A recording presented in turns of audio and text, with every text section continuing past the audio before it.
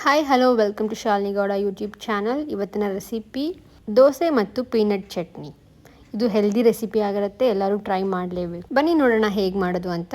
ಮೊದಲಿಗೆ ಒಂದು ಬಾಣಲಿ ತೊಗೋಬೇಕು. ಅದರಲ್ಲಿ 1-2 ಟೇಬಲ್ ಸ್ಪೂನ್ ಆಫ್ ಆಯಿಲ್ ಹಾಕ್ಕೋಬೇಕು. 1 ಹಿಡಿಯಷ್ಟು ಕಡಲೆ ಬೀಜವನ್ನು ಹಾಕ್ಕೋಬೇಕು. ಈಗ ಅದಕ್ಕೆ ಕಡಲೆಬೇಳೆನ ಹಾಕ್ಕೊತಾ ಇದ್ದೀನಿ 2 ಸ್ಪೂನ್ಸ್ ಅಷ್ಟು. ಇಲ್ಲಿ 1 ಹಿಡಿಯಷ್ಟು ಒಣ ಕೊಬ್ಬರಿಯನ್ನು ಹಾಕ್ಕೊಂಡಿದ್ದೀನಿ. 4 ಕೆಂಪು ಮೆಣಸಿನಕಾಯನ್ನು ಹಾಕ್ಕೊಂಡಿದ್ದೀನಿ. 1 ಹೆಸರು ಬೆಳ್ಳುಳ್ಳಿಯನ್ನು ಹಾಕ್ಕೊಂಡಿದ್ದೀನಿ.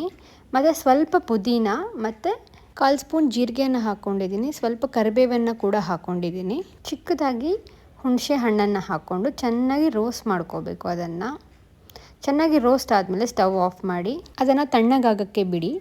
ತಣ್ಣಗಾದಮೇಲೆ ಮಿಕ್ಸಿ ಜಾರಿಗೆ ಟ್ರಾನ್ಸ್ಫರ್ ಮಾಡಿಕೊಂಡು ಅದಕ್ಕೆ ಒಂದು ಸ್ವಲ್ಪ ಕೊತ್ತಂಬರಿ ಸೊಪ್ಪನ್ನು ಹಾಕ್ಕೊಳ್ಳಿ ಮತ್ತು 1/2 ಸ್ಪೂನಷ್ಟು ಕಲ್ಲುಪ್ಪನ್ನು ಹಾಕ್ಕೊಳ್ಳಿ. ಇದನ್ನು ನೀಟಾಗಿ ಫೈನ್ ಪೇಸ್ಟ್ ಮಾಡ್ಕೊಂಡು ಬನ್ನಿ. ಈಗ ಚಟ್ನಿಗೆ ಒಗ್ಗರಣೆನ ರೆಡಿ ಮಾಡ್ಕೊಳ್ಳೋಣ. ಈಗ ಒಂದು ಬಾಣಲಿಗೆ 2 ಟೇಬಲ್ ಸ್ಪೂನ್ ಆಫ್ ಆಯಿಲ್ನ ಹಾಕ್ಕೊಳ್ಳಿ. ಸ್ವಲ್ಪ ಸಾಸಿವೆನ ಹಾಕ್ಕೊಳ್ಳಿ.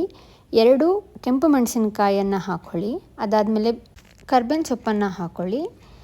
ಅದಾದಮೇಲೆ ಈ ಮಿಕ್ಸರ್ ಜಾರಲ್ಲಿರುವಂಥ ಪೇಸ್ಟ್ನ ಹಾಕ್ಕೊಂಡು ಚೆನ್ನಾಗಿ ಮಿಕ್ಸ್ ಮಾಡಿ ಸ್ಟವನ್ನು ಆಫ್ ಮಾಡಿ. ಈಗ ಒಂದು ಒಳ್ಳೆ ಚಟ್ನಿ ರೆಡಿಯಾಗಿದೆ. ಚಟ್ನಿಗೆ ಯಾವತ್ತು ಒಗ್ಗರಣೆ ಹಾಕಿದ್ರೆ ಅದು ಟೇಸ್ಟ್ನ ಎನ್ಹಾನ್ಸ್ ಮಾಡುತ್ತೆ. ಸೊ ಇದನ್ನು ಟ್ರೈ ಮಾಡಲೇಬೇಕು. ಬನ್ನಿ ನೋಡೋಣ ಈಗ ನಾನು ಹೇಗೆ ಗ್ರೀನ್ ಹೆಲ್ದಿ ದೋಸೆನ ಪ್ರಿಪೇರ್ ಮಾಡಿದ್ದೀನಿ ಅಂತ.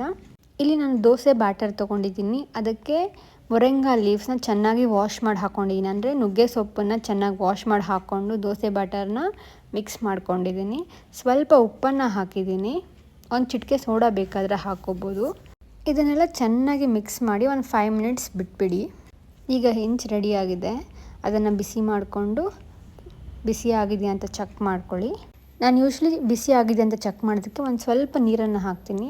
ಅದು ಈ ಥರ ಆದಾಗ ಅದು ಬಿಸಿ ಆಗಿದೆ ಅಂತ ಅರ್ಥ. ಸೊ ನಾವು ಇವಾಗ ದೋಸೆನ ಹಾಕ್ಬೋದು. ನಾನಿಲ್ಲಿ 2 ಸೌಟು ಬ್ಯಾಟರ್ನ ತೊಗೊಂಡಿದ್ದೀನಿ ಒಂದು ದೋಸೆಗೆ. ನೋಡಿ, ಈ ಥರ ದೋಸೆ ಹಾಕಿಬಿಟ್ಟು ಅದನ್ನು ಕ್ಲೋಸ್ ಮಾಡಿಬಿಡಿ. ಅದಾದಮೇಲೆ ಬೆಂದಿದೆಯಾ ಅಂತ ಚೆಕ್ ಮಾಡಿ. ಈಗ ಲಿಡ್ ಓಪನ್ ಮಾಡಿದ್ದಾದಮೇಲೆ ನೀವು ಎಣ್ಣೆನ ಹಾಕ್ಕೋಬೋದು. ಈಗ ಈ ಬಿಸಿ ಬಿಸಿ ದೋಸೆ ಜೊತೆ ಚಟ್ನಿನ ಸರ್ವ್ ಮಾಡ್ಕೊಂಡು ತಿಂದರೆ ಏನು ಚೆನ್ನಾಗಿರುತ್ತೆ ಗೊತ್ತಾ.